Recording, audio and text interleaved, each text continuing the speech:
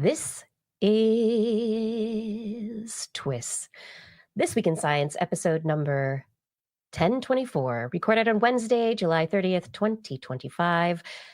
This is the science you can trust. Hey everyone, I'm Dr. Kiki, and tonight we will fill your head with slits, fat, and teeth. But first, thanks to our amazing Patreon sponsors for their generous support of TWIS. You can become a part of the Patreon community at patreon.com/thisweekinscience. Disclaimer, disclaimer, disclaimer. In a world where creating confusion is an art form, facts are often treated like fickle things. Where algorithms shape opinions faster than a research rat can catch a cold, where science can be drowned out by airwaves of propaganda, there remains a beacon. Not necessarily of hope, but if flickering in the darkness all the same. A signal cutting through the static, a conversation carried on by giants, a method slinking past the madness. The scientific method. Each week we gather here to celebrate the victories of science, wrestle with its puzzling defeats, and share the wonders that each reveals.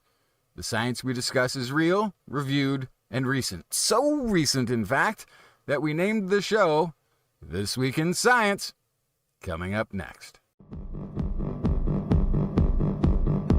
I've got the kind of mind that can't get enough. I want to learn everything. I want to fill it all up with new discoveries that happen every day of the week. There's only one place to go to find the knowledge I seek. I want to know what's happening. What's happening? What's happening this week in science? What's happening? What's happening? What's happening this week in science? Good science to you, Kiki. And a good science to you too, Justin, and everyone else out there. Welcome to this episode of This Week in Science. We are back again to talk about science from the past week.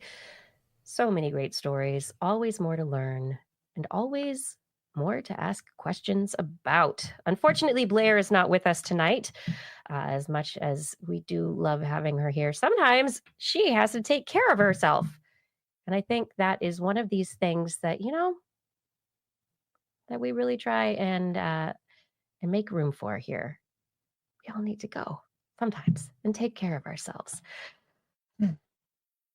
All right, this show, we're going to talk about science. I have stories. What do I have stories about? I have stories about some atomic slits, Wi-Fi fingerprinting, some really, really deep life, cultural functions, and brain generics. All this and more on tonight's episode. What do you have, Justin? Yeah, here's the more. I've got, how worth it was the COVID shot? Ancient Very. Chinese mystery teeth. Very ancient Chinese mystery teeth. Thank you. Why tumors prefer carnivores. And priming the immune system with your mind. Sounds a little woo, but woo. It I'm totally looking sounds forward. woo, and but it's science woo, so it's got Then like I the say whole. woohoo. Woohoo! Woohoo! Oh, Woohoo! okay. What's the Mario Brothers sound? Woohoo! Woohoo! Woohoo! Woohoo! Anyway, you get it. Imagine in your head that I sounded like, Mario. It's Mario. Woohoo! Anyway, I don't even have a sound for that. I've never. I'm like the one person that never got into playing any Mario anything. I'm the one. The one. I didn't play any of it. It's okay. I don't hold it against you at all. Let's talk about you do though. Some people will. You got into the double slit experiment though. Yes? Yeah, I even got a version I could play at home for at one point. Okay. Well, we're going to jump into that in 1 second. As we jump into the show here, I do want to remind everyone, you, especially you, that subscribing to TWIS on your favorite podcast platform is the best way to get our show edited and just, wonderfully in your ears. If you like watching us streaming or whatever, we're on YouTube, Twitch, Facebook. Look for This Week in Science, all the places you like to find great science reporting that you can trust. Our website is twis.org. Now it's time for the science. Yeah, you ready? Yeah, bring it. I'm bringing the double slit experiment back. Well, actually, MIT scientists are bringing the double slit experiment back at the quantum level. So there's a paper they've just published in Physical Review Letters from the Physical Review journals. And the researchers have titled this paper Coherent and Incoherent Light Scattering by Single Atom Wave Packets. Now, the idea behind the double slit experiment is that if we are to determine whether or not light is a particle or a wave, then we need to test these ideas. And there have been experiments over and over again that have shown that, like a wave, when you have non-observance and the way or non-detection of like the jiggliness that the physical aspects that a particle, a photon, can impart on a material or a slit as it passes through, then you have this wave function, kind of like the ripples on the top of a pond. If you send it through one little slit or one area, and you have a board with a hole in it, a slit in it, on the other side of that board, out of the slit comes the propagation of the wave that was behind the board, right? The wave propagates, hits the board with a slit, goes through the slit, and the wave propagates on the other side. If you have multiple waves, though, right, you have interference patterns because ripples bump into each other, and that interferes. And so we were able to show that there are these weird things like interference patterns that suggest that light is a wave when we have two slits. And so waves going through more than one slit, right? One on either side. You have one wave propagating, and then two waves come out on the other side, and you have a pattern that is similar to what you would expect from the interference now of two waves propagating on the other side of that board. From the particle aspect, which is what we get from the like observation of these things, the particles, they just go pew, pew, pew, pew, pew, and they just shoot through, right? They're supposed to just shoot through. But there's like weird patterns that show up, right? Anyway, the results over years and years and years, Niels Bohr, Einstein arguing about the quantum mechanics of photons, of light. Double slit experiment was done, and we still, to this day, it's like, well, okay, it's a particle in a wave. No matter how we look at it, it's a particle in a wave. But we've never looked at it from what is now considered an idealized experiment where there's no slit. What they did in this experiment is they created an array of super cooled atoms. Each atom individually acted in the way that a slit would. That each time a photon shot through this array of atoms, a laser, right? If a photon hit an atom, that atom would jiggle and scatter light. If it's a photon, it would cause a wave-like form to appear if it's a wave. So they studied light scattering of atomic wave packets in free space. And so this is looked at in terms, as they say, of atom-photon entanglement and which way information, which I love is a physics term. So they had an optical lattice, these atoms, that what they've learned is that this optical lattice of atoms, super cooled. So they're basically not moving at all. There's no vibrations. It's almost complete cold. This is like tiny, tiny, tiny amounts of Kelvin, not even a whole Kelvin, but tiny, tiny, super freezing cold. Vibration, the reason that nothing's happening, vibrations, there's no vibrations, very little heat in there. And they learned that they could like ramp up what they call the fuzziness of the atom by like tuning the atoms to lasers. And the lasers could hold the atoms super still so that they're really not moving, or they could loosen up the laser light and they had like what they called a fuzziness to them. So the atoms are like their probability cloud of where the atom is in space and how it's vibrating in this super tight, cold. It's like fuzzier as opposed to a tight atom. It's a fuzzy atom. And then they shot the photons through it. And pretty much they showed that Niels Bohr was very correct in his assumptions, and they unified what they call the free space and trapped atom experiments by measuring light scattered before and during wave packet expansion. They showed coherence properties of scattered light are independent of the presence of this cold trap. The when they had the laser holding the atoms in place, when they let the laser loose, so the atoms it's like for a second, like if you're on an elevator and the elevator suddenly drops, and if you jumped at the same moment to stay in the same place, you'd be hanging just for a second in free space. They kind of did that in this experiment with atoms and like shot photons at the atoms to see what would happen. And they showed that when that light was scattered, that they're independent, that the light scattering is independent of the presence of the trap. So the idea of particle or a wave kind of doesn't matter how you set the experiment up. If we're observing it or not observing it, the uncertainty principles of the whole situation, that it's basically because of association with other stuff that it leads to the particleness versus the waviness of light. And so if you imagine this extrapolated to all matter on the planet being energy, right?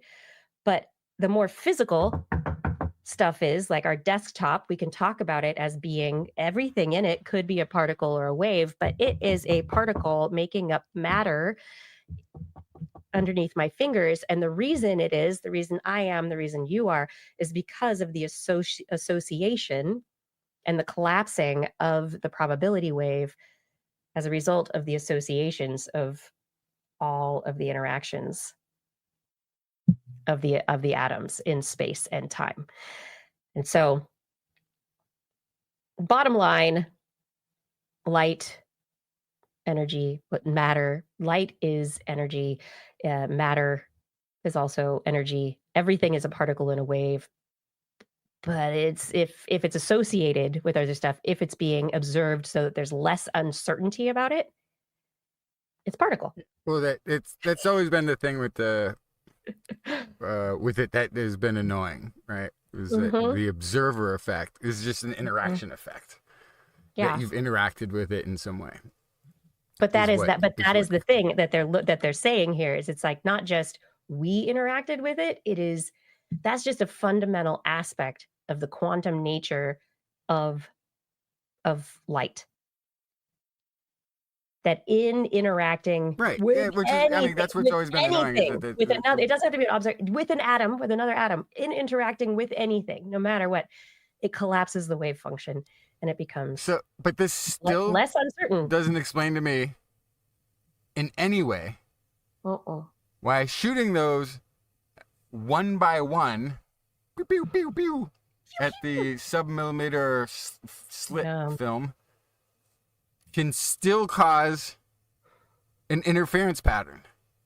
Right. Because they're separated by time and still show interference waves, which shouldn't be the thing. The other part I totally get. Like that's it's obviously you have an interaction that's breaking the wave. That's like the entanglement part. It to time. Yeah. It's kind of like you're making it stick not to the other things in the environment, but you're making it stick to space-time. You're making it be part of clocks, right? Before you could ignore clocks. I'm clock-free. I'm living in the time-free environment. But as soon as you have an interaction, you got to play in that clock of whatever you've interacted with, and that seems more like that's the connection. It's not necessarily breaking of a wave. It's forcing a thing to interact with time. I don't think light normally, like free light, doesn't care about time. It goes everywhere all at once and doesn't think about time. It's not even in its it doesn't equation. even care. Yeah. No. Nope. No. It's all the same day, man. If you're light floating around the universe. But it has to, among all of the I guess universal interact, like if something makes it if it's, maybe it's not the observer effect of anything observing light, maybe it's light actually observing other stuff. And I think observing is like a really weird, like vague term. The early experiments kept calling it observer, and they kept making it this thing, but the only way you could observe was like materially interacting with the thing. And so that's really whether you looked at it today or tomorrow or a month from now, your experiment would still show, if you had an interaction with it, that it created a non-interference pattern. You would just get the 2 bars of things where everything acts like a particle. And it's because you've interacted with it before it hit the target. So, of course, it's now part of time. Yeah. You've created little time bubbles there. Time bubbles. I don't know. I love one of the things that doesn't one of the things in the double slit experiment that I don't think is really talked about. I mean, I'm sure among people who are really interested in this topic and how particle wave quantum mechanics works, maybe they understand this more. But apparently, in 1927, and this is according to the article from MIT, Einstein argued that a photon particle should pass through just one of 2 slits in the process, and in the process generate a slight force on the slit. They say, like a bird rustling a leaf as it flies by. And so he proposed that one could detect such a force while also observing an interference pattern. So you can catch the particle and wave nature at the same time. Niels Bohr liked the quantum uncertainty principle, and he showed that the detection of the photon's path would wash out the interference pattern. And so this double slit experiment, in which they didn't use physical slits, they used atoms as the quote unquote leaf that the bird would rustle, it would be the thing that the photon would move around a little bit because of its particle nature. They showed that in the end, what they showed here is basically that it's only the fuzziness of the atoms that are being rustled by the photon that has anything to do with how the particle or the wave detection, the duality, exists. It has to do completely with the interaction between matter and light, which I think is fascinating. It just takes it to a different level for me. Anyway, in terms of the quantum dynamics of it, Niels Bohr was more right than Einstein, according to this experiment. So maybe and according to the original experiment too, it was one of the things that Einstein looked at and went, huh, I guess everything's not as deterministic as I thought. I mean, Einstein, for all of his brilliance, was no champion of a wrong idea. And so he began when he got things wrong, getting more great. Yeah, okay, forget that. Like that. Yeah, I mean, it's hard to be a really smart person and not get rid of a lot of ideas that you had. I mean, you have to know that if you're having a lot of ideas, there are going to be a lot of bad ones in there. You just got to work through them all. Just because you're smart doesn't mean to get rid of other good. people's ideas, but getting rid of your own sometimes is a little tougher. Yeah. You want to tell me a story? Yeah, what was this? Oh, this is just a funny headline. It says, I didn't even bring this story. But it says, Here's the headline. For city dwellers, even 15 minutes in nature can improve mental health. And then I thought, yeah, it's because for city dwellers, that's about as much as they can handle. Oh, 15 but minutes. Right? Or that's about as much as nature can handle from all those city dwellers. Because it's like 70% of the population on the planet's a city dweller now. I mean, we to don't be honest, even need we don't want them in nature. Just leave nature. I was but that's gonna not what I brought. I was gonna go there. I was gonna say with the number of people on the planet right now, honestly, Stay away. we don't want everybody in nature. It's just gonna ruin nature. So just go to your city park. Thank you. In city parks, proximity by zip code, has in previous studies there at upon a time, have shown greater mental health just by being near a park. Now there's all those other things like, well, maybe there's wealthier people near parks and there's a poverty thing and another thing. Whatever. If you look out your window and you see a park, you're probably doing okay. But that's not the story I brought. What's the story I was teasing before? I don't know. What do you want to talk about? Oh, here it was. Global analysts. Okay, so let me ask you this. The COVID-19 shots, the vaccination, mRNA vaccination, getting the whole world vaccinated, was it worth it? Was it worth it? I'm going to say Was yes. it worth it? Yes, it Okay. was How worth do you it. know? And it's still worth it to protect people. How do we know? We gotta study it. There was data, but is there better data now? So this is a Stanford University-led investigation into the COVID-19 vaccination efforts. And so some of the previous studies were like, oh, they did them in year one, or they did it in small populations. This one claims to have a cohort of around 8 billion people. That would be almost all the people on the planet, Justin. Yeah, they tried to collect like all of the data from everywhere it was available, I guess. That's a lot of data. This is a Stanford University-led investigation with lots of... This is led by Ioannidis, who is also part of the Great Barrington Declaration. So I'm going to listen to this carefully. Okay. Okay. All right. So they say that the vaccination effort, according to their reports, averted an estimated 2.533 million deaths and preserved 14.8 million life years worldwide between 2020 and 2024. Now, the other part of this finding that I find very interesting is that almost the entire benefit was in people aged 60 or more. 89.6% of the lives saved were people 60 and older. Children and adolescents, they contributed just 0.01% in their analysis. The other part of this is, and this is, we're going to have to kind of get into what is years life, or life years, sorry. Life years is a thing that they use usually in very large studies when they're determining health outcomes of things. Like how many life years are being reduced by this, that, or the other disease. And it means basically years that you can live where you're healthily functioning. Right?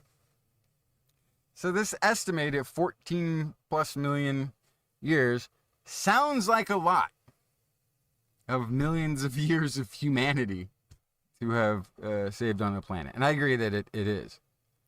However, if everybody, say half the population on the planet got the vaccine, and they all had to spend an hour going to get it, well, that 4 billion hours of life lost on the planet, that's going to add up quite a bit. So you got to take all these things into consideration. The other thing that's left out of this is the amount of years of life saved from people just being sick with the virus. People who are vaccinated came down with less often got sick, less often showed the symptoms of the sickness. And is this, and I think that's one of the, not just being sick with COVID, but we also know that COVID it leads to cardiac troubles. It can lead to respiratory troubles. Long COVID is a huge issue. Like there are metabolic disease issues that come up post COVID, that getting COVID can cause more health issues itself. So not those just health issues aren't, because this seems to be looking just at death and then the expected life years saved from those people not dying. Mm-hmm. And so, and they do say that this is a very conservative estimate in their paper. They point that out, that this is very conservative estimate that they're making. And it's limited to this. But just in case you hear that 14 million life years versus all the time spent doing stuff to prepare and counteract the pandemic, as though that was not worth it. Not in this, very conservative. It was all the sickness hours that would have been there, all the comorbidities, all the other things that you were talking about that would have,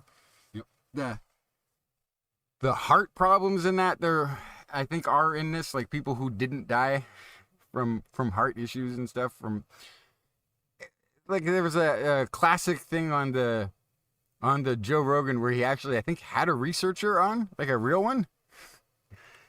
And it was like, oh, but the vaccine causes heart attacks. He does that very often, but there's lots of. And then the guy was like, no, actually, the COVID's worse. And then they looked it up in real time, and of course the research fellow, or the smart guy, or whatever he was right. That, the virus was much worse than any risk.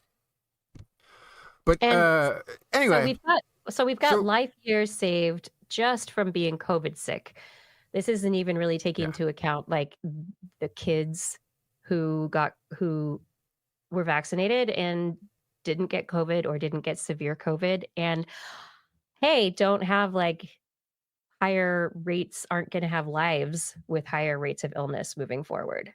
Like if you are protected from COVID, because like there's a whole other side of this. This isn't even looking at this, but we're looking at years of life saved from COVID-19 vaccination. 23,577,474. And that's like at the low end. Right? Well, so the millions of deaths sensitivity had a range of 1.4 to 4 million. Mm-hmm. So they grabbed, towards the middle of that there. And then the life years was between 7.4 and 23.6 million life years saved. 11% of deaths averted were just people living in long-term residential care, but they only made up 2% of the life years saved because they're going to make it that long anyway. Yeah. Yeah. So authors conclude the vaccine offered a clear mortality benefit, largely amongst older adults. And the estimates, again, they consider their own estimates to be highly conservative. Which I think is really amazing. And it's fascinating to see a study come out like this from out of Ioan, I cannot say his last name right, but he's from Stanford, and he, prior to the COVID outbreak, he worked on replication. He worked on some really great stuff related to public health and data and clinical trials, and he was doing some really impressive work. And then suddenly COVID started, and he was one of the originators of the Great Barrington Declaration, which is a group of researchers who basically stood up and said, no, we shouldn't have vaccinate. You don't need to push vaccination. And, we don't need to have lockdowns and we don't need to, do the things that we're doing, have life go about the way that we think it should. And so I think it's very interesting to have this study come out of his lab, and makes it, coming from his lab, makes it that much more I think like of a positive data point there. It's fascinating. Yeah, and it kind of reinforces what we were hearing when the rollout of the vaccination, that it was like the elderly or the people in the homes are the ones who should be getting it first. I mean, Yeah. it kind of follows in the people with comorbidities and underlying immunity issues, that sort of thing. So it kind of follows along the path that we followed. Like it shows that it kind of mirrors that to an extent. But the danger, and of course any of these, is the next time there's a novel something, you got to keep in mind it's going to be another novel thing, and so it's not going to behave like the one that we now know, our good old fashioned COVID, no longer a novel virus. So even when we have this learning in the bank, so to speak, man, if something else that's just novel and new and we haven't encountered before and don't know how it's going to act in the population at large, we got to go back to the basics that we had in the beginning of COVID, where we didn't know. It's hard to add knowledge to a novel thing. Oh my gosh, so hard. Yeah. But I think our response, though, Well, it was vaccine-wise, maybe much quicker. Yeah.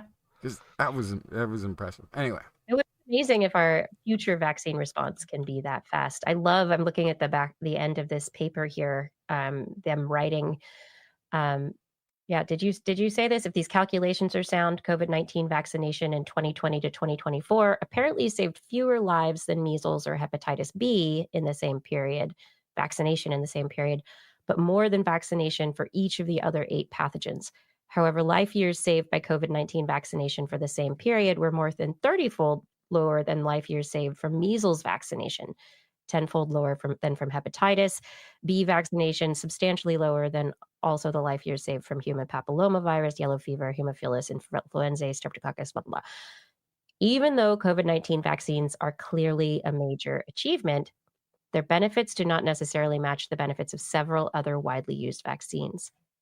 Decrease in trust and increased hesitancy for these vaccines may be devastating. The COVID vaccine, because measles can kill children. Yeah, and this COVID pandemic wasn't a good child killer. Yeah, and hopefully it'll help us figure out how to overcome vaccine hesitancy, because if we can save lives. And I think that is the message. Yeah, that's the message there. Huge. Good study to bring. And evolutionarily speaking, again, it may just end up taking care of itself at some point. Yeah, it's still going around. Grim. Yes, that is grim. Okay.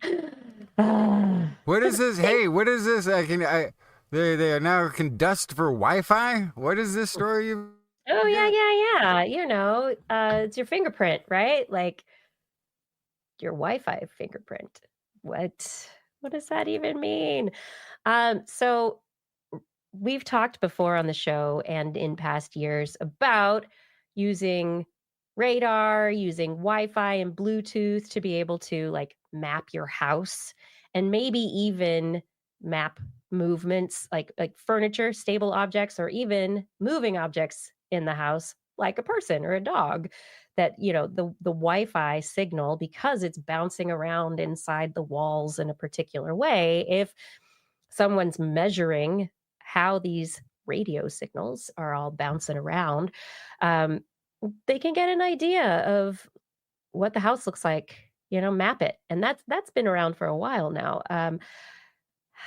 But now researchers just published in Archive it's not published yet, but this is their work creating person re-identification. So video surveillance is really, it's hard to go if somebody goes from one space to another and like puts on a jacket or like does something and like tries to hide themselves.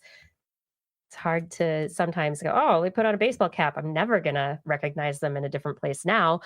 Well, video can make things hard, and so these researchers have now come up with Wifi.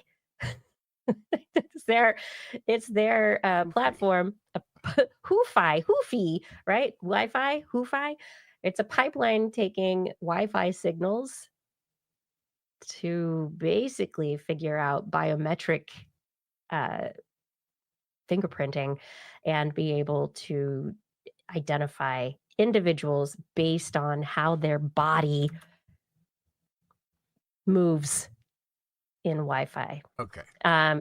Yeah. So that I can see how, like, I kind of have a little bit of a bounce to my walk, and I know some people, you know, are gonna take up more or less space, height wise and width wise, or what have you. And so I can see how you get like a silhouetted fingerprint of a human that might be traceable to an extent. But this, but how good is that silhouette? So what they suggest is that they were able to get kind of within 95% accuracy of identifying people.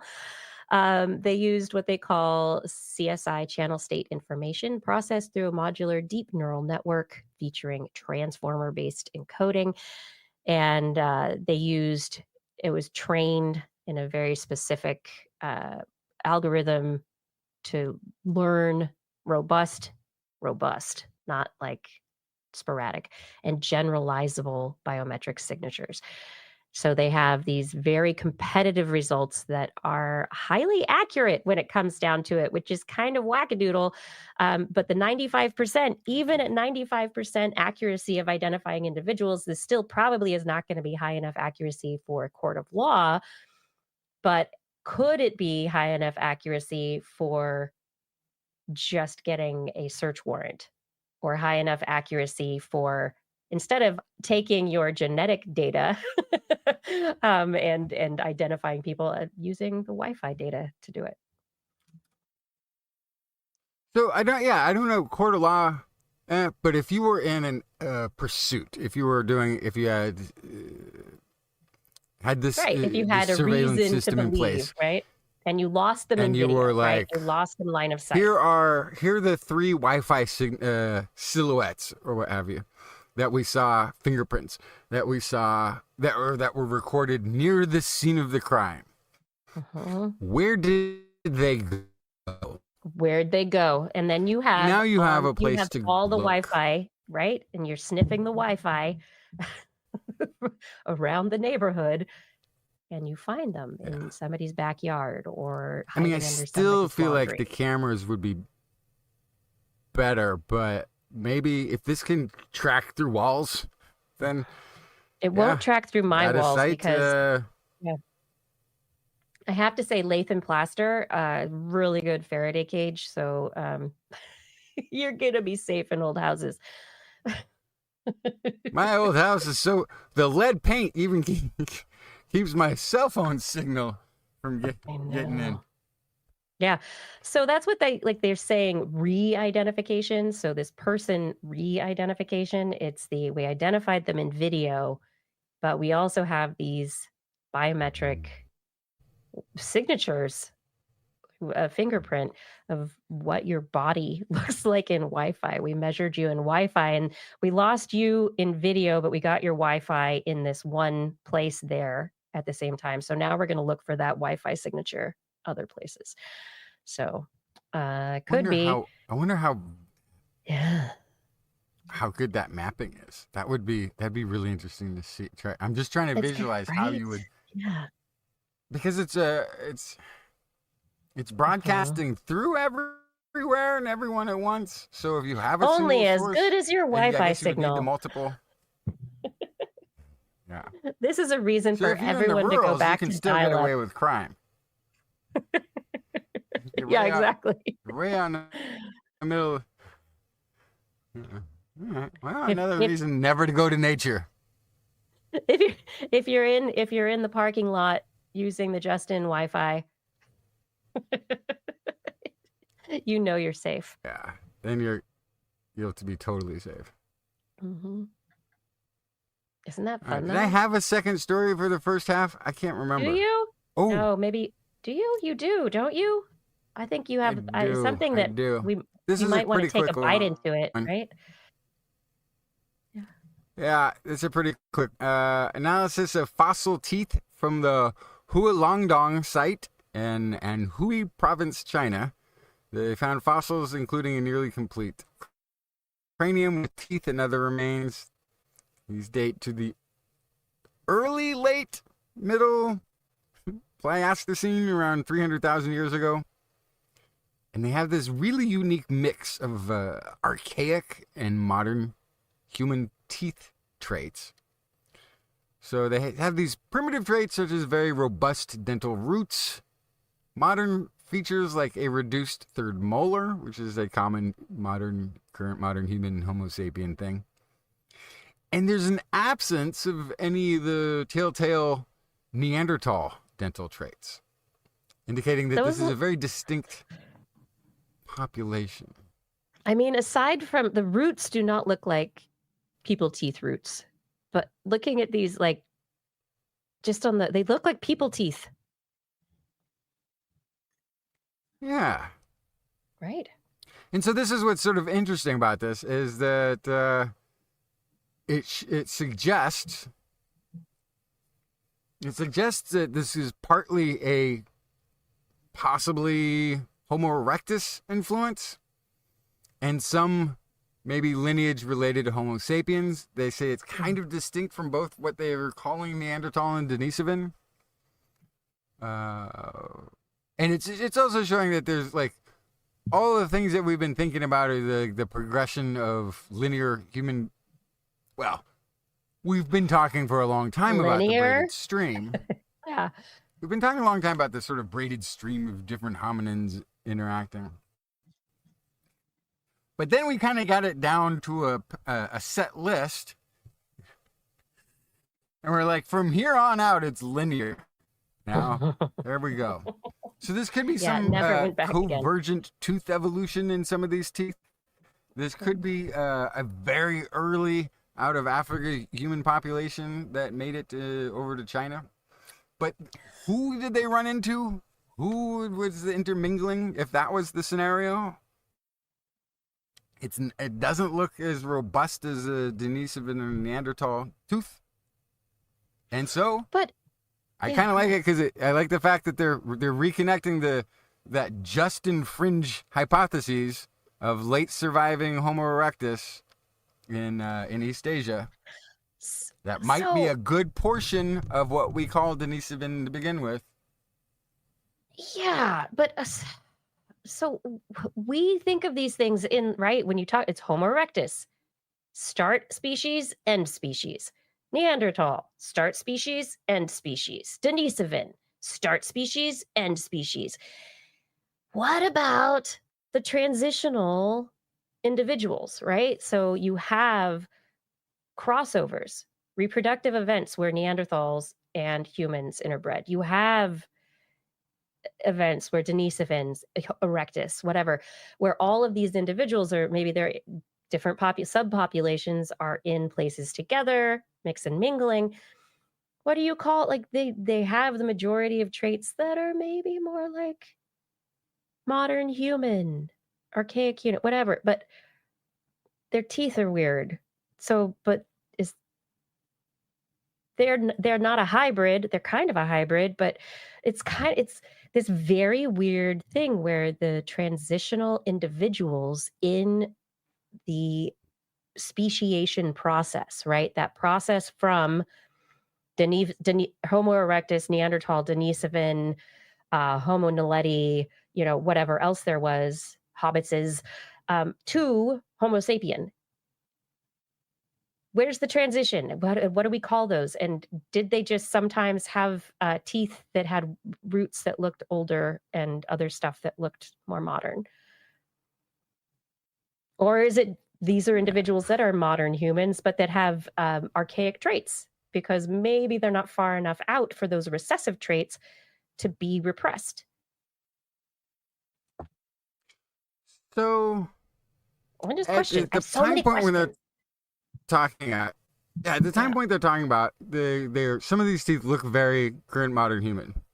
But current modern humans of the time didn't have those archaic features.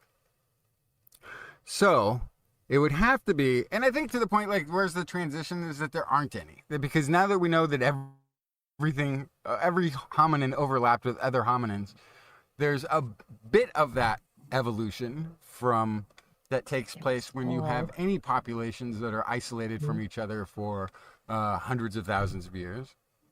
But then, in each case, we're finding there's intermingling events.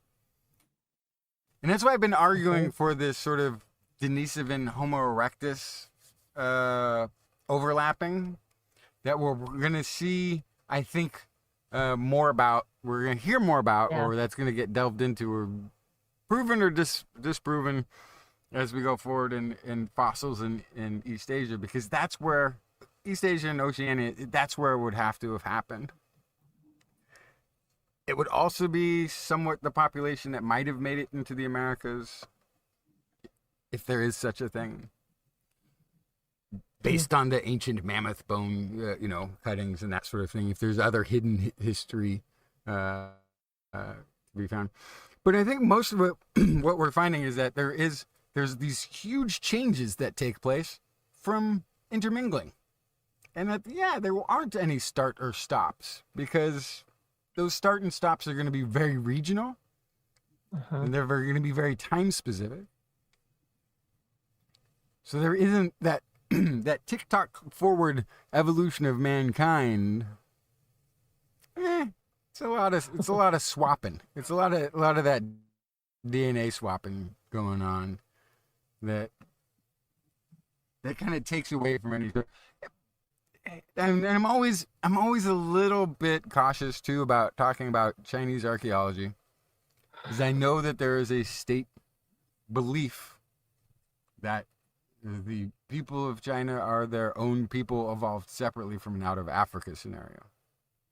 And it's really hard to they're showing a thing that is trying to say this could be in one of those steps between an archaic and a modern human that evolved separately just in China.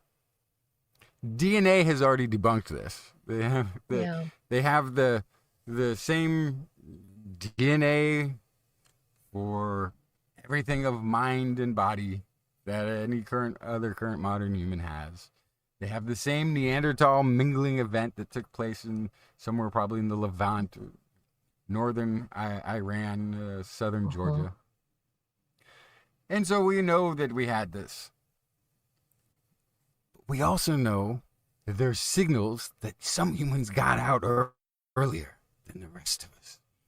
Some humans showed up in DNA that's 200,000 years in Neanderthal cave in Siberia. And now there's possibly, if there's teeth or evidence, we need the DNA. I don't know why they can't get DNA out of everything at this point. We don't have DNA that goes with this study, unfortunately. That may be next. But if these are interbreeding teeth, effective interbreeding with a current modern human tooth, very fascinating. Because that would be, 100,000 years earlier than any other trace or sign of it that we've seen. And that one is another 150,000 years older than any other trace that we have seen. So, very fascinating. 300,000 years old is pretty tough for DNA. That's some pretty old fossils they got there. That's impressive. But they're finding there's so much variation in the hominin fossils in China. It's going to be a really fascinating place. But I mean, that is we were talking about dinosaurs, we're talking about humans. If we can, when we get the DNA, when we can get the molecular, we can make a hybrid difference. Yeah.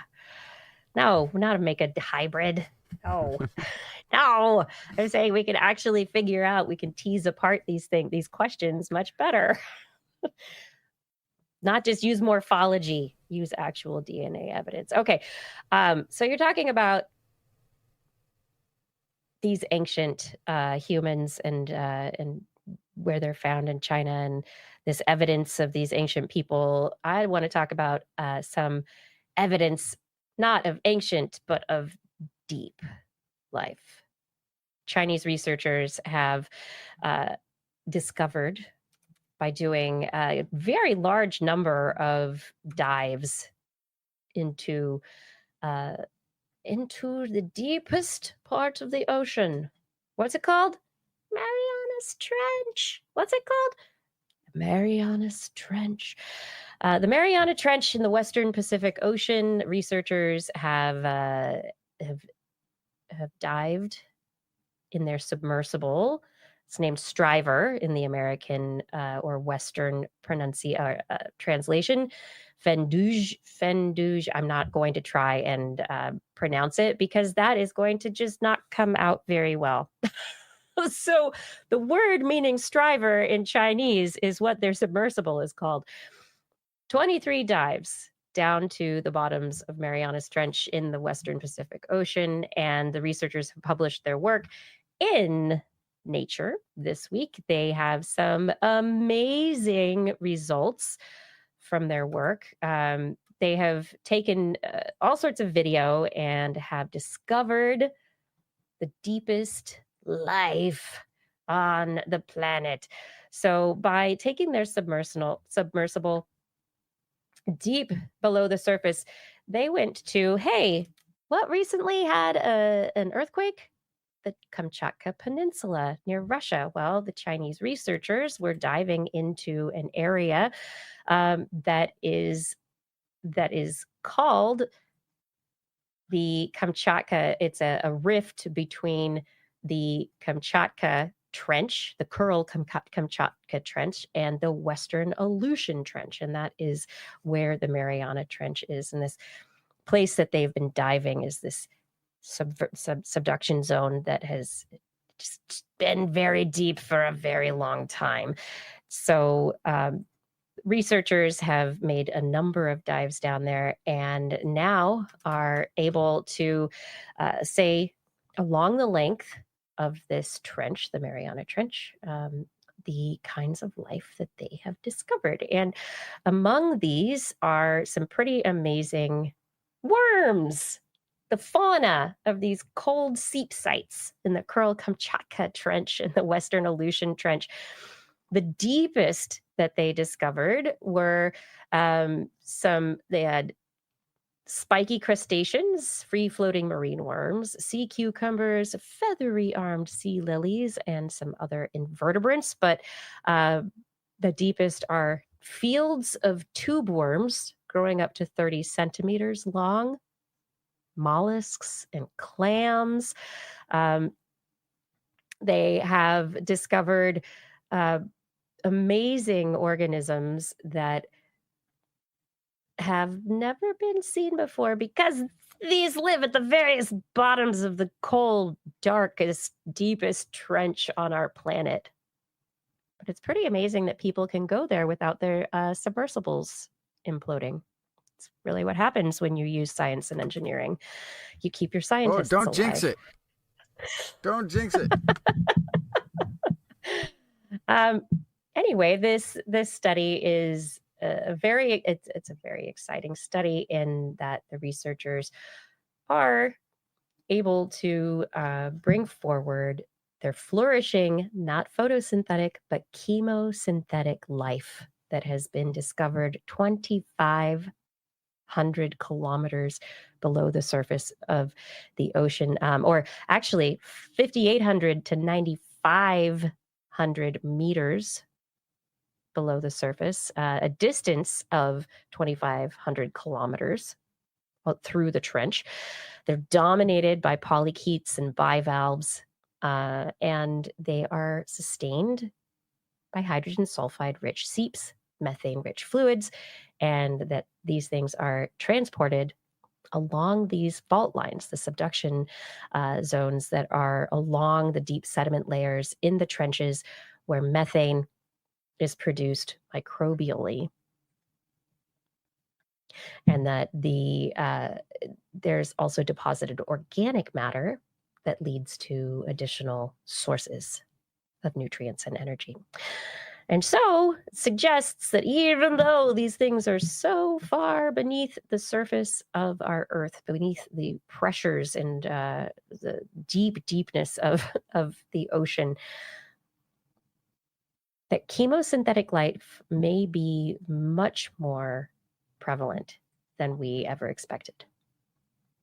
And so in terms of extremophiles and cool things that are being discovered on our planet, suggests that the forms of life that could be present in other extreme places might be worms and bivalves. So that would be really exciting to find, and also in some ways disappointing from the science fiction-y lens. But I don't know. I am all sci-fi worms. We need more of them. Not just amazing Dune. to see what alien DNA looks like, because I'm pretty sure it would look almost exactly the same. But it would still be fascinating to prove that wrong.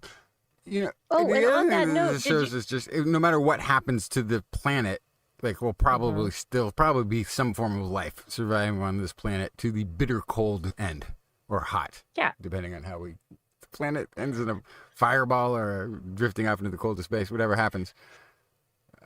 No, the Earth will abide. We have still said this before, right?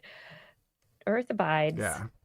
I mean, humans may just be temporary here, traversing this surface of this planet, but look at this. This particular image that we're bringing up right here. So this is a coexistence of what are called frenulate siboglinids with Elapidia hanseni. It's like little polychaete worms that are like hair-like worms and weird little what are Elapidia hanseni? They look like weird little, I don't know, crabs, but they're not crabs.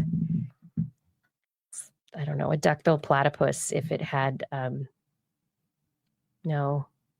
It looks like Squidward, like a little baby Squidward. Baby Squidward. Yeah.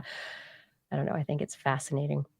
Or wait, no, who's the fella from oh, never mind. It doesn't matter. Look at these little guys. We got polychaetes. We got we got little we got worms. We have they got little water centipedes. They look like silverfish, except in the water. I don't want to swim. Yeah, doing very well in the pressures of the deep. We have organisms. Yeah, we got some tube worms. There's some sea cucumbers, not the pretty sea cucumbers, the ones that look like, I threw away a water balloon. Is that really ice? It's probably methane. The seeps of the probably solid. Yeah, or maybe deadfall. It could be deadfall. Clam Valley is an area that they have made note of, bivalves and these polychaetes. I swear, it's like there are tons of little silverfish. Oh my gosh, look at these little dudes. There's so much life down in the pressure. That is the most. It's got to be the huge amounts of pressure, and they're just like, yeah, I'm chilling. It's fine. Whatever. That's good. You know, if you can survive in that environment, there's not a lot that's going to come get you. There's not a whole lot that's going to, on the planet, life forms that are going to come bother you ever. Ever. If I can make it there, I can make it anywhere. I'm gonna be Mariana's Trench. But of course, then they come up to the surface and they explode because they were built for. Yeah, and they would. Yeah, it would be the opposite of the implosion. It would be the explosion. Anyway, it's really amazing that these extreme limits of carbon cycling are in existence under these intense pressures, cold temperatures, life finds a way. And it's a really cool study, and it is open access if you want to. And there are gonna people are gonna be writing about it if you want to find out more about it. Hopefully, it didn't just get smushed with the 8.8 magnitude earthquake on the Kamchatka Peninsula, but I don't know anything about that. I got to find out more. Oh yeah, Yeah. I would. By the time I found out that there was an earthquake that could cause a tsunami, the tsunami had happened and had thankfully not been And you weren't on the coast, massively so it's destructive. fine. Yeah, good. No, And I hope don't. I didn't it's even not care. destructive. I mean, Yeah. obviously, if I was When you woke up If- this morning, you mean? if I was on the north coast of Hawaii, like I should be, on the north coast of Honolulu all the time, then I would have been paying a lot more attention. As should we all. Yeah, but we can't all be there all the time, can we? No, maybe we should. We should really think. Okay, as we go into the break, I just want to make a quick announcement that I'll be right back. Oh my gosh, please don't go away long because your stories are up first. When I am saying in just a minute, like seriously, not that long. Yeah, no, I know, but I got to take a real quick break, and I'll be right back with you. More of This Week in Science after these messages. Why, thank you, Justin, for tossing it into these messages. This is This Week in Science. Thank you so much for joining us for another episode of our weekly science discussion program. We hope that you're enjoying the show so far. We're having a great time. We did not find any kaiju, but there were some sulfurous scallops, that's for sure. Maybe a few Wifi cucumber. I'm not really sure. This is the show that is here every week as much as we can to bring you science in the least biased ways that we can. We want to be curious with you. We're curious about things. We know some stuff, but we want to be curious about stuff, and we want to be curious with you. We want to ask questions, and then we hope that you'll go on and ask questions, and hopefully you'll take the show to people who like questions as well. We're a curious group, us TWISers. So everyone out there, if you appreciate the show, please make sure that friends of yours are subscribed today. Make sure you're subscribed, and make sure that friends and family of yours are also subscribed. Maybe a little bit invasion of privacy, that kind of thing, get them subscribed, whether or not they know. No, I'm not telling you to do that. No, I would never tell you to subscribe your friends to TWIS today. If you enjoy the show, please head over to twis.org. We are listener supported. We do not have any corporate overlords. We do decide our stories ourselves. We talk about them ourselves with you. And it's your support that does help keep this program going. So we do hope that you will continue to support us. And if you aren't supporting us or helping right now, twis.org, there is a link to our Patreon community. Click on that Patreon link, and you'll be able to choose your level of support from $1 to $1,000 a month, $10 or more a month, and we will thank you by name at the end of the show. And additionally, click on that Zazzle link. And if you wanted to get a t-shirt or a mug or a mouse pad or something else like that, then that'd be great because it would help support the show and it would probably make you happy. I mean, I hope this show makes you happy. Doing it makes us happy. Being here with you every week makes us happy. Thank you for your support. We really can't do it without you. Welcome back to This Week in Science, everybody. Whew, I was going to question Justin's executive function, but instead, it's time for Justin to talk about this. That is an open topic. That is definitely an open topic. I know. All right, what you want to talk about? So, animal fat or plant fat? Which one do you think cancer tumors prefer? I have no answer to that question. I mean, honestly, isn't fat? Well, according to this study, obesity elevates the risk of at least 13 major cancers, including breast, colon, and liver, impairs immune responses, but there's been an unclear causational connection between the amount of fat on a body and cancer rates. And we've seen this also a lot of times when it comes up with the Mediterranean diet. And my biggest complaint about any of those studies is well documented here. The Mediterranean diet is also a non-highly processed food diet. So there's a little bit of extraction that you always need to make, which is that it's not necessarily that the Mediterranean diet is any healthier. It's just food. And the other ones are actually unhealthy diets, right? If that makes sense. Well, this one is kind of interesting because this study compared just fat types in diets. And I'll just use the quotey thing. Our study reveals that the source of dietary fat, not adiposity itself, is the primary factor that influences tumor growth in obese mice. We found that high-fat diets derived from lard, beef, tallow, or butter compromise anti-tumor immunity. Basically, the T cells that are going around trying to disrupt tumor activity from beginning get impeded. And it accelerate tumor growth in several tumor models of obese mice. Diets based on coconut oil, palm oil, or olive oil, meanwhile, do not have this effect in equally obese mice. Our findings have implications for cancer prevention and care for people struggling with obesity. So, hey, the Italian cooks don't use butter. They only use the olive oil. And this is going to be also a theme that you're going to see throughout Mediterranean diet thing as well.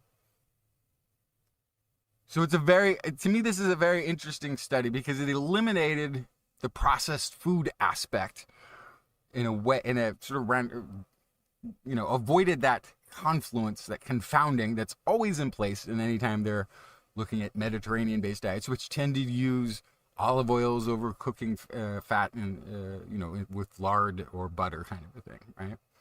They tend to rely more on those oils that are plant-derived.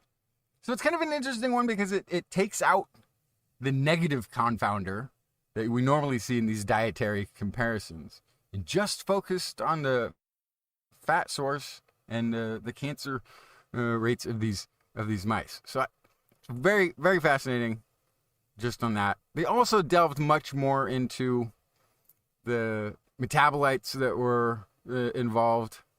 That sort of, so they found some sort of causative mechanical connections between this as well. It wasn't just an associative thing. But yeah. So if you're concerned at all about, if you need one more reason to become a vegetarian, I guess, maybe this is it.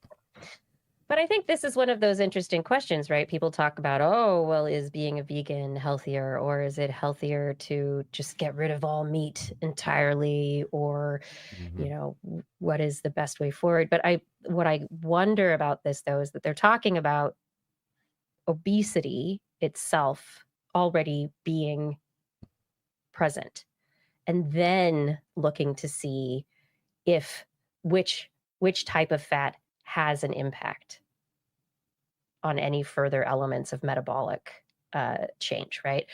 And so they're not necessarily saying that when you're healthy, one or the other is better. If you're already in a balanced, healthy state, eating everything in moderation, no, it's fine. It's in a state where what I am assuming is considered obesity, but not just obesity, probably in a situation where maybe inflammation is already elevated. Maybe the body is, the mouse body is maybe reactive to one aspect or another. I mean, my question is, why?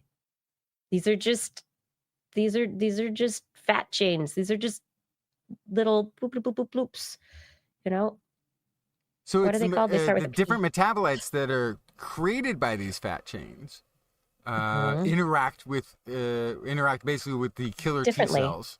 Yeah, but differently, right? Yeah. So different. why the reason, why would they be different? No, that's what I want. Why would they be different in the first place? The fat chains after digestion.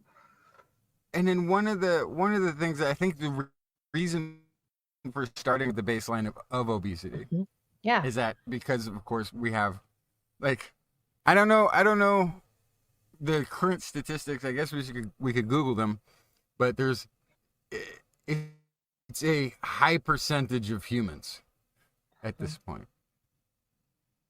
And so your model isn't necessarily the first sentence of the paper. An estimated 1 billion people worldwide with obesity are at risk for a variety of obesity-related diseases. So that's what they're saying. They're starting with the state of obesity and the predisposition for additional diseases. And the predisposition, but also the strong correlation, right? Correlation study after correlation study has shown the connection between obesity and cancer. It hasn't shown mechanisms.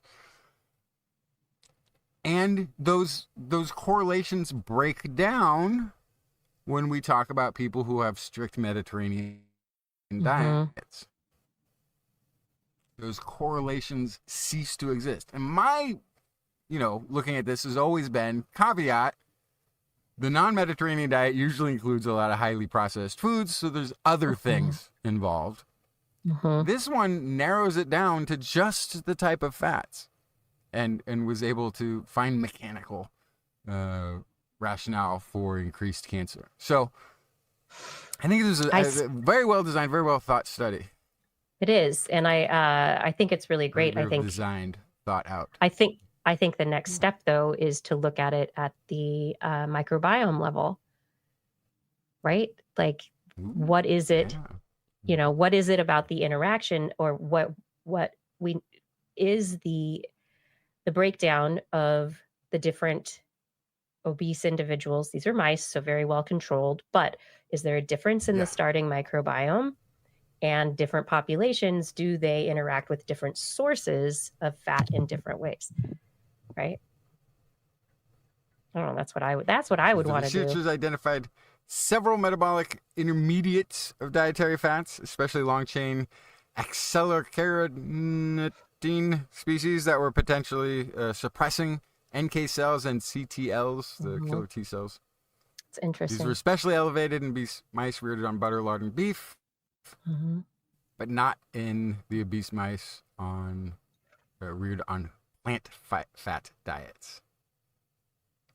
Report that in the killer T cells, these molecules cause deep metabolic dysfunction in organelles, the mitochondria, basically, the powerhouse. So this was compromising the mitochondria's defense system.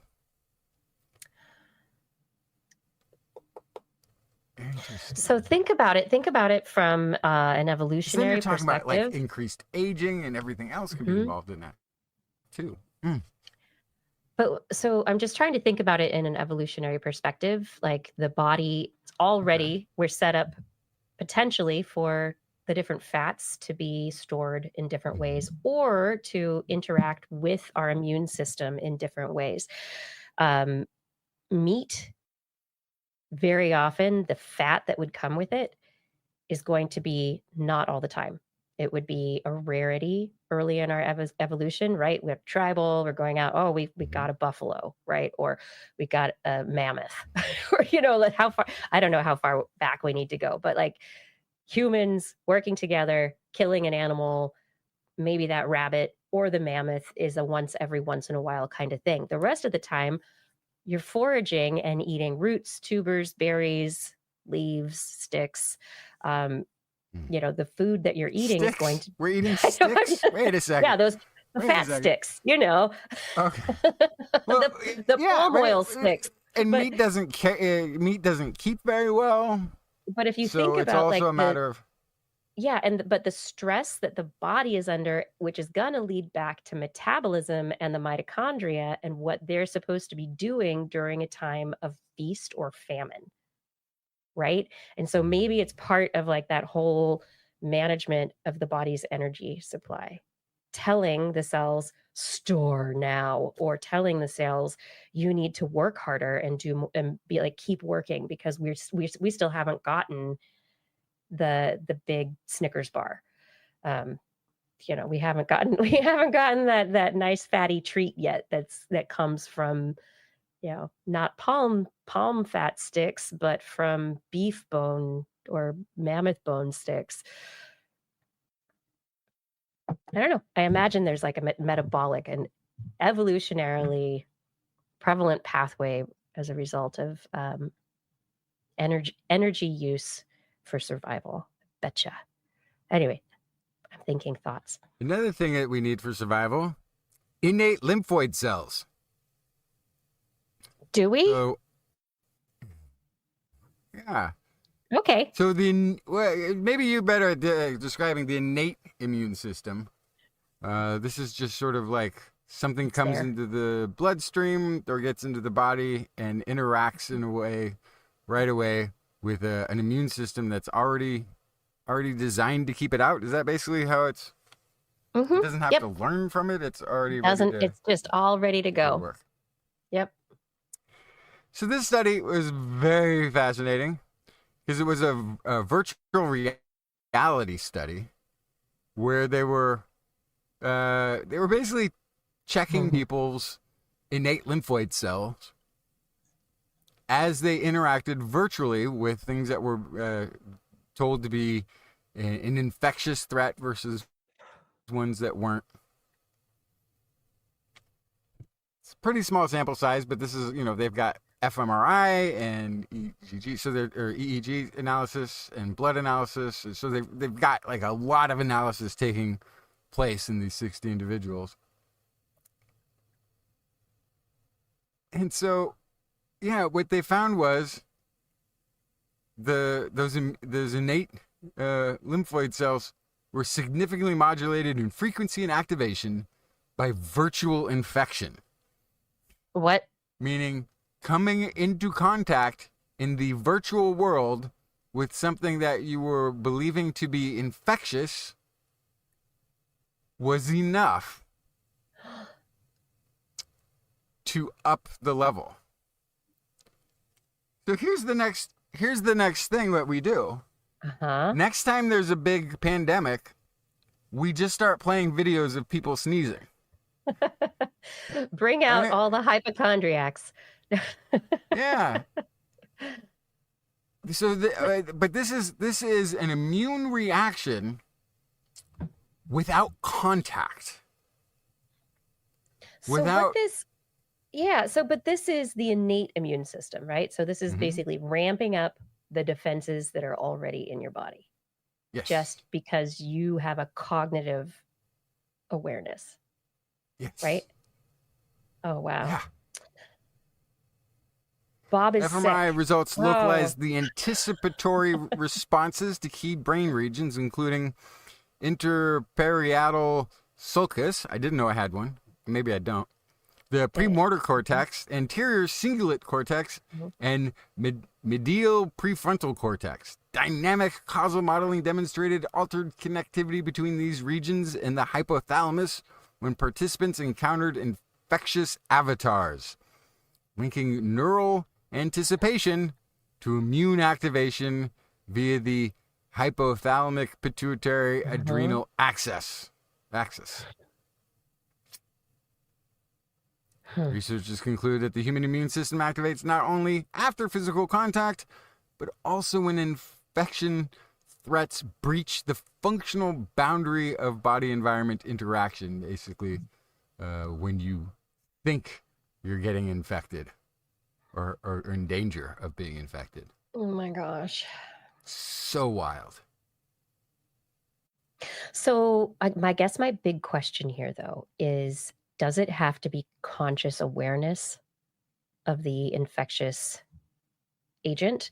Or we know that our body, like our faces, a sniffly nose or different like pale face versus nicely pink cheeks or whatever. There's coloration in our skin. There are other signs that, lots of, I don't know, smallpox. I don't know.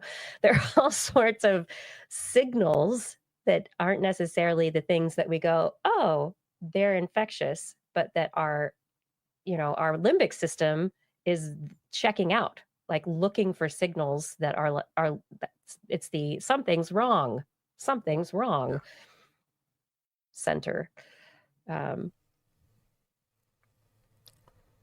It's all in your head. It is. Oh my gosh. Yeah. I think that a virtual avatar, an infectious avatar. Well, and I mean, in a weird way, you have to admit that your entire immune system is your bodily functions are operating on some level with neural connections, right? The microbiome has a connection to the brain. Your immune system is connected. Like your brain is running things on a very primitive level that you're never even aware of. Yep.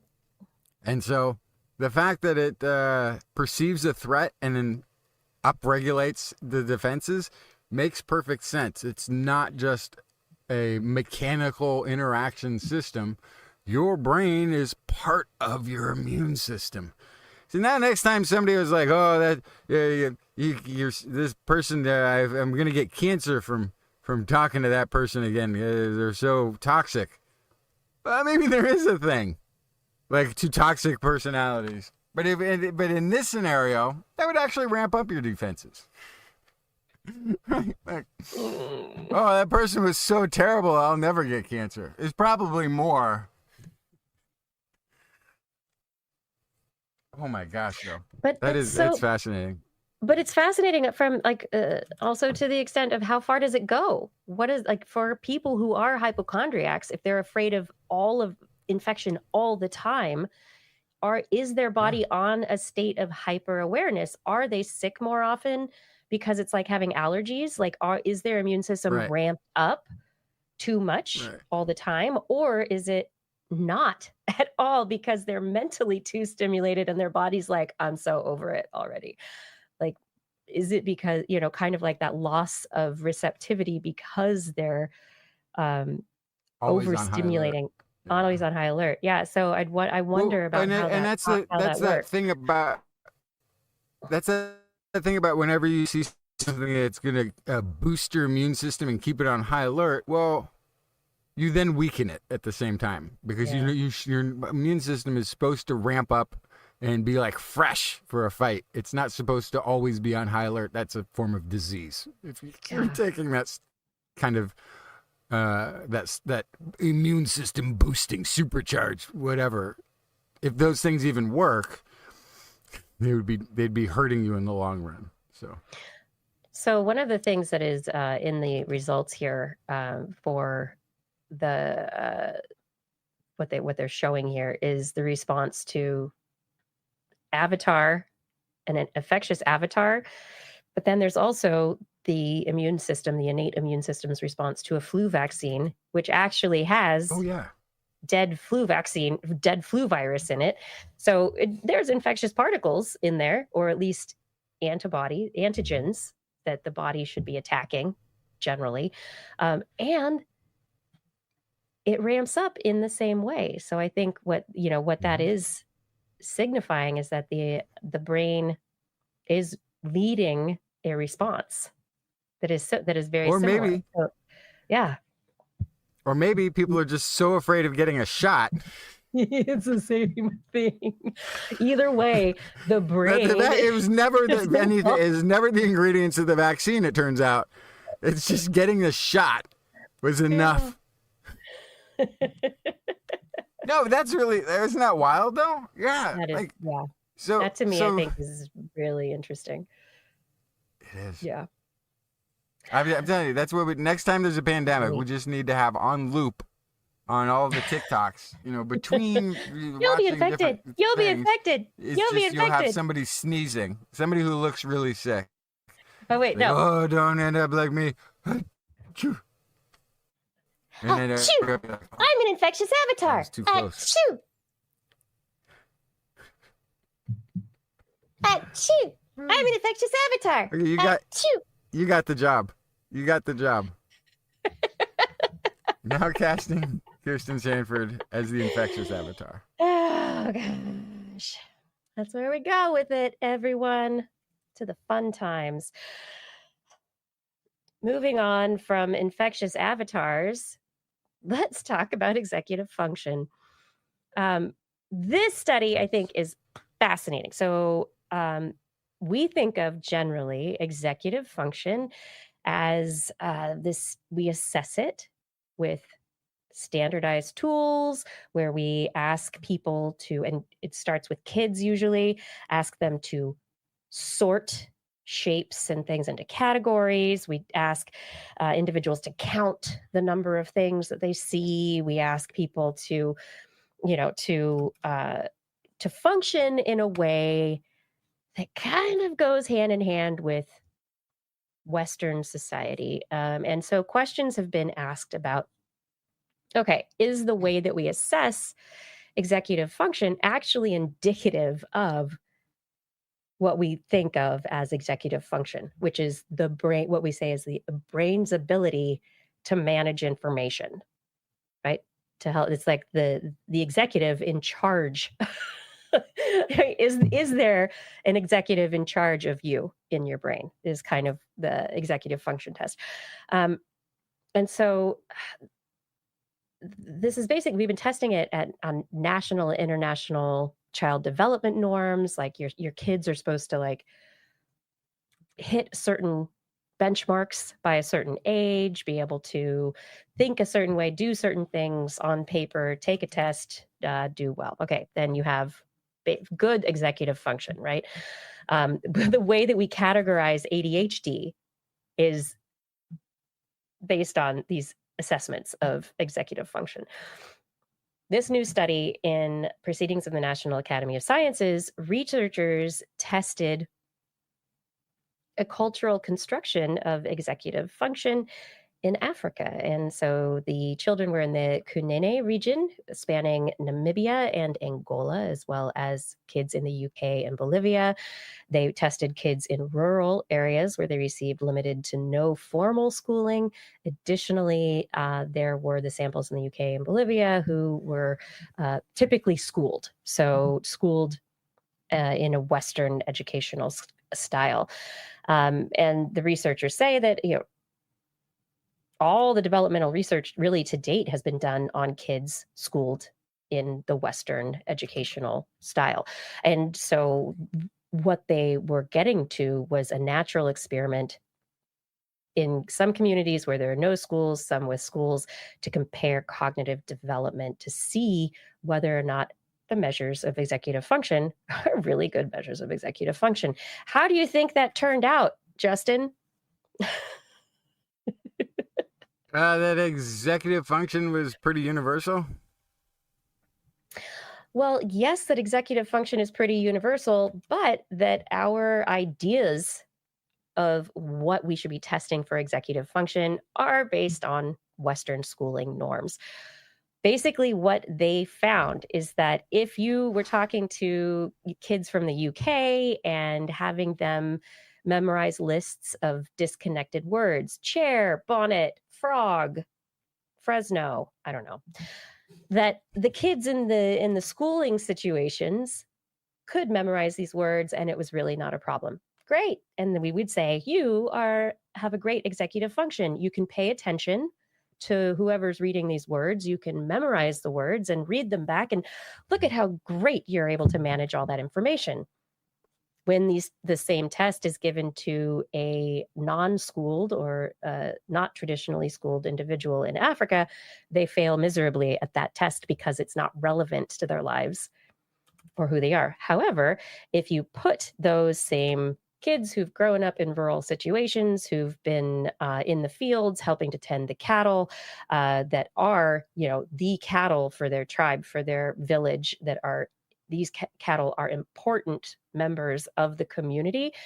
The kids can identify each cow by name, by face, by, from a distance. They have and if you were to ask them to, remember a list or something to do with those cows, they would function very, very well on it. Whereas the kids in the UK or a traditional school would not. Because how the heck does someone who's really never spent time with cows remember Cows aren't all the same? What? Oh my gosh. Anyway, that one's also named cow. cow. This one, it also looks like a cow. Is that the right answer? That it's cow, right? Yep. Over and over again? And yeah, so the researchers are saying, well, it's not that anyone has executive dysfunction based on what we're doing. It's that the test is not right. What they are measuring is not overall control. They're not measuring. There is no executive function at this point in time.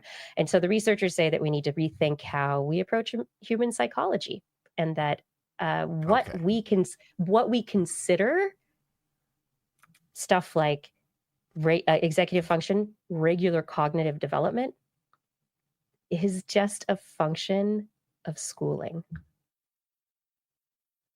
It's a function of it's not schooling, but it's because most of this stuff comes from the Western paradigm with schools. It's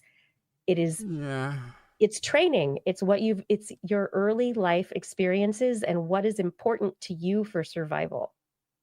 But the thing is, we don't have measures that map across different experiences. And that's the issue. Yeah, but I mean, that seems like obvious, right? Mm-hmm. It seems obvious, yeah. Executive function may be a decent marker for success in Western society. Sure, so but it's not. If we're gonna say, across the board around the world, all humans, no, it's not. No, but that version of the test, yeah, of course not. But the kid who's really good at remembering Fresno frog, but can't tell two cows apart in rural Africa, is probably going to be ranked pretty low on the cognitive scale in the community. It's like, that's great. if they move to Fresno. I don't know what a Fresno is, but you got all the cows mixed up again. So you're gonna have to be demoted. I'm sorry. We're going to have to hold you back a grade. Don't forget the cows. I mean, obviously, any type of intellect is going to have to frame itself in the survival within the community and society that it's in. This is one of those you say obviously. Yeah, you say obviously. Because haven't we already figured this out with like SAT scores that have like this is the privilege of the saucer present, goes above right? or below the.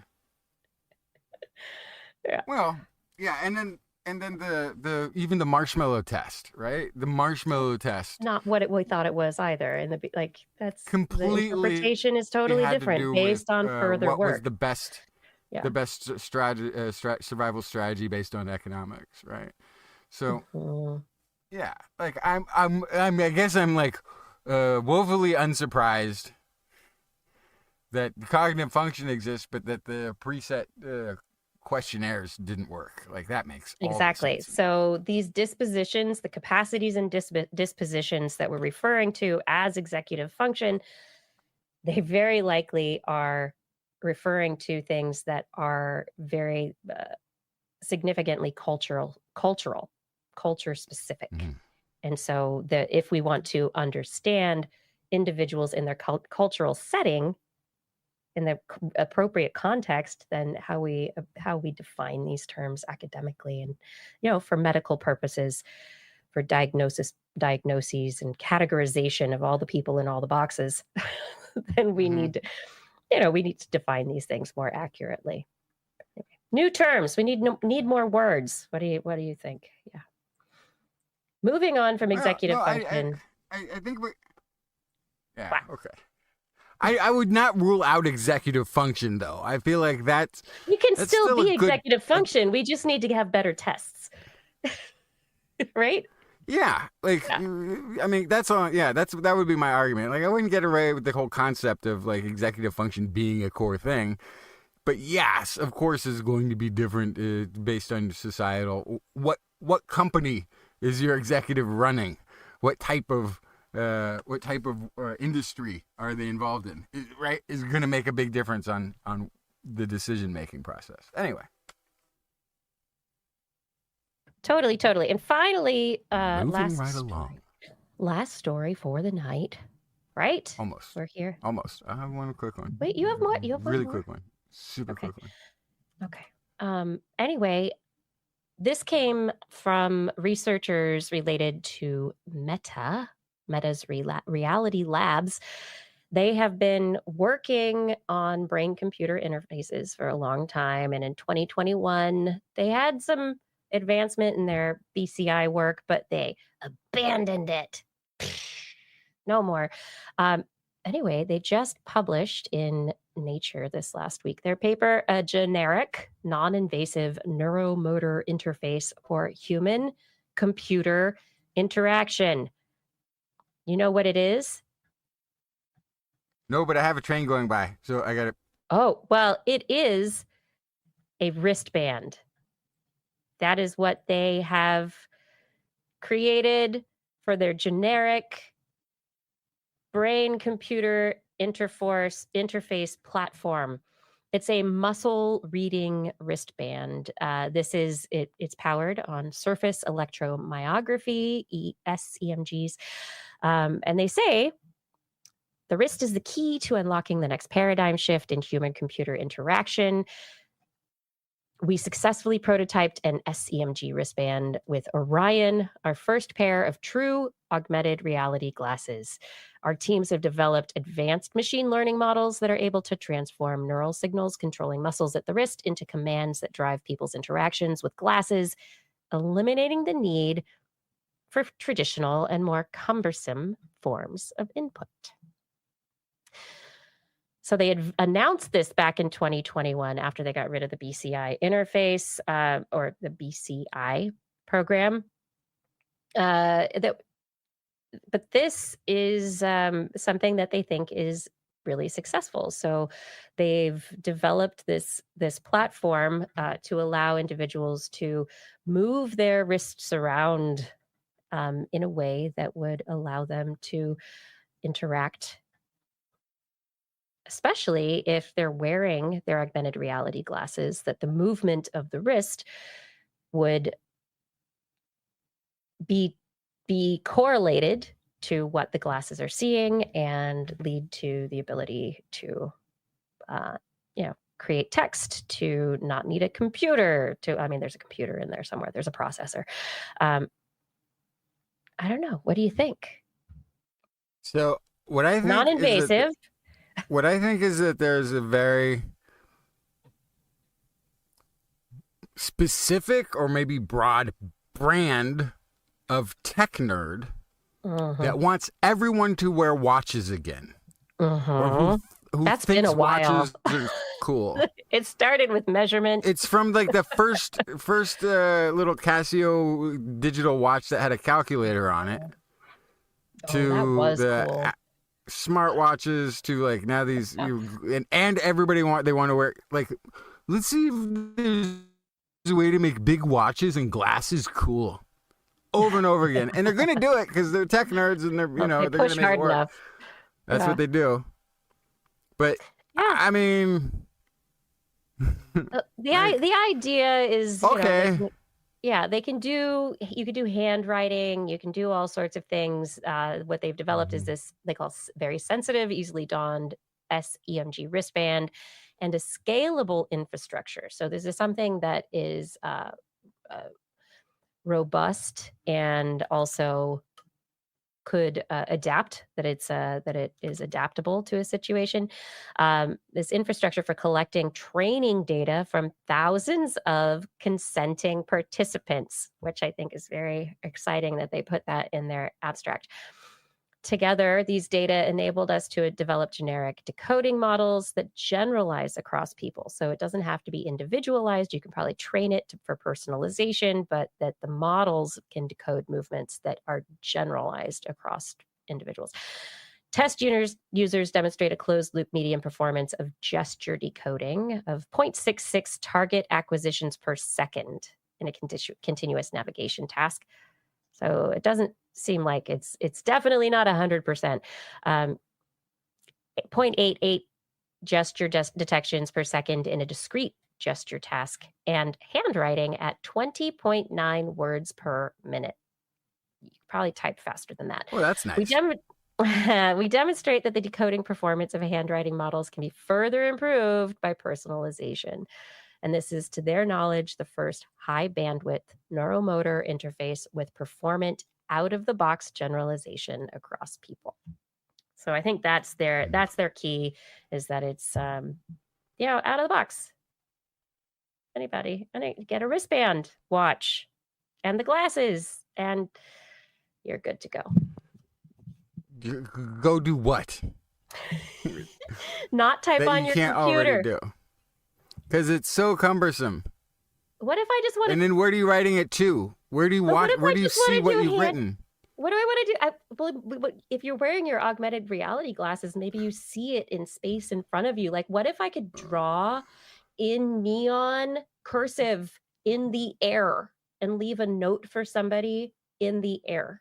Like, that would be pretty rad. Yeah, it'd be pretty cool.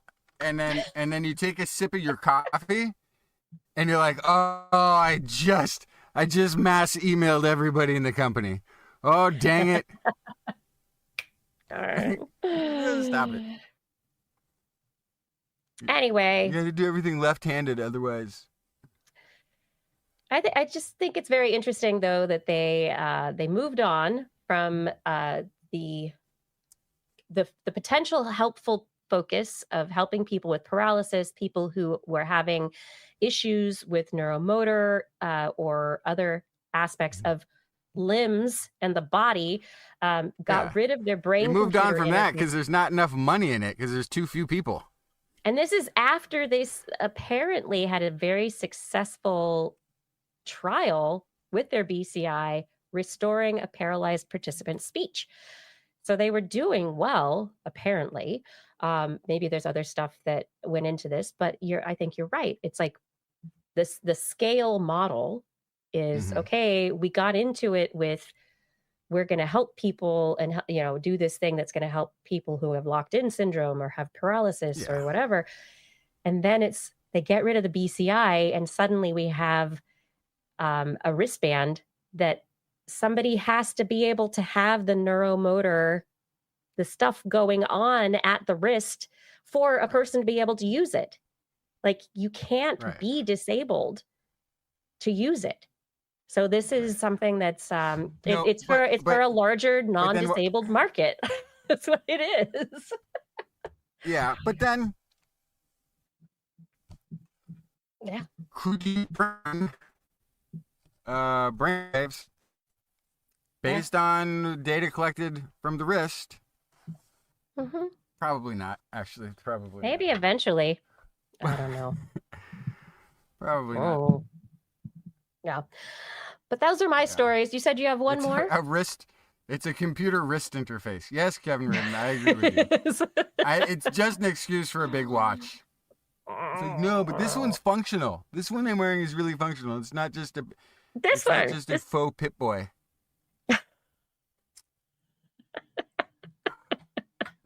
Well, I had one more story, and I only am bringing this because it's not in the rundown, but I'm only bringing this because it is a tradition here at TWIS to make fun of the Australians. Oh gosh, it's been a long time. What? It's been like years. I don't. Okay, so, everyone, you have to explain this, I guess, first. If there are a lot of Australians this preceded me. This was something. For a while. It came I think it was a former guest who still had a lingering fascination for Australia that most Americans had gotten over in the mid '80s. Yeah. And so I think everyone else on the show began finding ways to bash Australia to try to snap them out of their obsession. As I recall. It was a segment on the show called Australia Bashing. This week in Australia Bashing. I want everyone to know I love Australia. But this is historical. This is from the archives, except it's a news story. Australia is my favorite country I've never been to. Same. Yeah. You can say that. And would never go to because the flight's just too long. I don't want to be on an airplane for 4 days. And also, I'm like still a little bit nervous about falling off. Okay, I'm gonna go cry. Anyway, first Australian-made. This is just a headline. First Australian-made rocket. right? They're heading to orbit. Oh, no, it crashed after 14 seconds of flight. No. Failed attempt Come on. to reach orbit. Yeah. Wait, but was this You know, our friend? Was this Robert and his our friends from Australia who we spoke with previously? Were they involved? I wonder. Oh, I don't know. I didn't look. I didn't mean to be bashing friends of the show. Yeah. But this was the rocket Gilmore Eris, Space. Yeah. Okay. launched by Gilmore Space Technologies, was the first Australian designed and manufactured orbital launch vehicle to lift off from the country. It was designed to carry small satellites to orbit. Yay! Launched Wednesday morning in a test flight from a spaceport near a small town in the north of Queensland state, Bowen. It's a beautiful rocket. No injuries were reported because they didn't dare put a human being on one of those Australian-made rockets.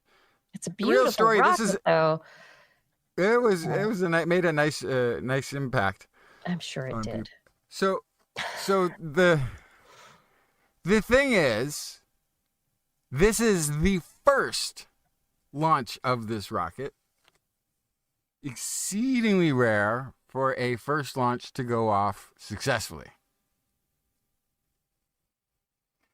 Then again, rockets in general. We're how many years into the space race? Australia, you're just now getting around. But this is a private company. Come on, but this is a private company. This isn't the Australian government. This is a private company, Gilmore Space. This isn't the government. Yes. It's not. So this is part of like the international new space community. These companies that are funded as part of the human endeavor, to get off this rock. Kevin Reardon in the chat says one of the two engines failed. If you watch the video closely, you can see the failure. I will have to see the video. There are some really pretty pictures out here. Here's an image of its beautiful rocket flare. The diamonds coming. Yeah. I'm finding the video. We're getting here, everybody. I'm going to put it in a window and I will share this. No, don't play yet. I'm going to get it for you. Share. Wait, hold on. No, it's launching. It's going to go. Okay, there it is. Woo, it's launching. Voop, voop, voop. Oh, wait, where'd it go? Wait, where'd it go? Wait. Oh, it went back down. Oh. All right, I'm going to see about... Even the cameraman was following the rocket and kept going up, but the rocket fell out of the shot. That's basically what happens here. It's tracking, the camera is tracking the rocket as it goes up, and it keeps tracking even though the rocket has stopped. Oh, no, it's got some sideways movement. Did it clear it did clear the launch tower. It did get a little bit above the launch tower. And then it just fell. It looked like it was trying to do one of those SpaceX launches where the rocket comes down back onto the landing pad and gets caught. But it has multiple. It's not one of those. This one just blew up. Well, it blew up because there was landed nobody back on the there ground to catch it. in an unexpected fashion. Yeah. It was almost a perfect landing. I mean, it was coming right back down to the pad. Yeah. Well, Gilmore Space Technologies, congratulations on a learning experience. I mean, this is definitely historic, and I think one of the things that I'm seeing is not quite to the space race, but I would say to the rocket science race. Mm-hmm. Again, about 80 years late, but welcome to. It has a launch pad near Bowen, Australia, and this Australian-made rocket apparently. It sounds as though there's not really or hasn't been a space in Australia for launches to take place. And so there is a, oh no, Why is this giving me trouble? Come on, stories. They've got $5 million from the Australian government. Otherwise, venture funded for this Ares rocket and the development of a launch site near Bowen. They've built a spaceport. So that's $5 million. Well, that's Cool. private funding and a $5 million Australian dollar grant, which in Yeah, American it money is. I think is like a couple $100. I'm not really sure. It's not as much. So it is a very bootstrap rocket. Let's see. Got Apparently not $36 the million kind you can pull in funding in yourself February up 2024. Launch license from the Australian Space Agency, which I think it was Kevin Reardon who sent me a Australian Space Agency T-shirt that is one of my favorites. Gilmore was pushed back on its launch, but they've had a few things, but yeah, now they've got what they are calling Gilmore Space's Bowen Orbital Spaceport, which is Australia's first licensed commercial orbital launch facility. So it's going to put Australia on the map in space. It might just be a bad spot to launch from. It says the country has been the site of hundreds of suborbital vehicle launches, but there have only been 2 successfully making it to orbit, and none of them were from Australian companies, I guess. Well, the dingoes Apparently Australia hate their suborbital launches. It's the extra gravity in Australia. That's what's doing it. Oh, geez, Kevin Reardon. Since it's Australia, they don't launch a rocket up. They have to launch it down. You're funny. Easier. You would think that would be easier, but apparently, maybe it's a perspective thing. Maybe they're actually on the top of the planet this whole time, and we've just been picturing it upside down in our minds. That might be why it's so much harder. Oh my goodness. All right. Well, I think we made it to the end of this program. What do you think? For sure. For Yep. sure. Oh my gosh. So as we end the program, I would like to wish Blair a really good night. And everyone else, thank you so much for joining us. Thanks for being here in the chat room. All of you who were here chatting with us. I love your comments. I wish I could give each and every one of you a Snickers bar, but I can't, unfortunately. I mean, it's probably the peanut allergies. But anyway, everyone, thanks for keeping our chat room just wonderful places to hang out. Gord, Arnlore, everyone else who's there, really just being good and keeping an eye on everyone. Thank you for doing that. Fada, thank you for your help with show notes and with our social media. Identity4, thank you for recording the show. Rachel, thank you for editing. And of course, thank you to our Patreon sponsors. Thank you to dun dun dun. Oh wait, it didn't do the da. There we go. Da da da. Robert Norland, Lauren Gifford, Dana Lewis, Eden Mundell, Alan Viola, Aaron Anathema, Arthur Kepler, Craig Potts, Mary Gertz, Teresa Smith, Richard Badge, Bob Coles, Kent Northcote, George Corris, Pierre Velazarb, John Ratnaswamy, Chris Wozniak, Vegard Chefstad, Donovan Styles, aka Don Stylo, Ali Coffin, Shuber, Don Bundes, PIG, Stephen Alberon, Daryl Myshak, Andrew Swanson, Fred S104, Paul Ronovich, Kevin Reardon, Noodles, Jack, Brian Carrington, David E. Youngblood, Sean Clarence Lamb, John McHugh, Greg Riley, Mark Hesselblow, Steve Leisman, aka Zima, Ken Hayes, Howard Tan, Christopher Rappin, Richard Brendan Minish, Johnny Gridley, Remy Day, G. Burton Lattimore, Flying Out, Christopher Dreyer, RDM, Greg Briggs, John Atwood, Rudy Garcia, Dave Wilkinson, Rodney Lewis, Paul, Philip Shane, Kurt Larson, Craig Landage, Sue Doster, Jason Olds, Dave Neighbor, Eric Naplon, Makes, EO, Adam Mishkon, Kevin Parachan, Bob Calder, Marjorie, Paul D. Disney, Patrick Pecoraro, and Tony Steele. Woo woo. Thank you all for your support. And if you would like to support us on Patreon, please head over to twist.org and click on that Patreon link. $10 and more. I'll mispronounce your name too on next week's show. We will be back Wednesday, 8 p.m. Pacific time, broadcasting live from our YouTube, Twitch, YouTube, Facebook, whatever, all of the channels that we are live broadcasting from. YouTube. And if you want to hear us from the YouTube, Facebook, Twitch, live channel, podcasting things on video, whatever you call them, streaming things. If you want to listen to us as a good old-fashioned fireside podcast, just Google This Week in Science wherever podcasts are found. If you enjoy the show, get your friends to subscribe too.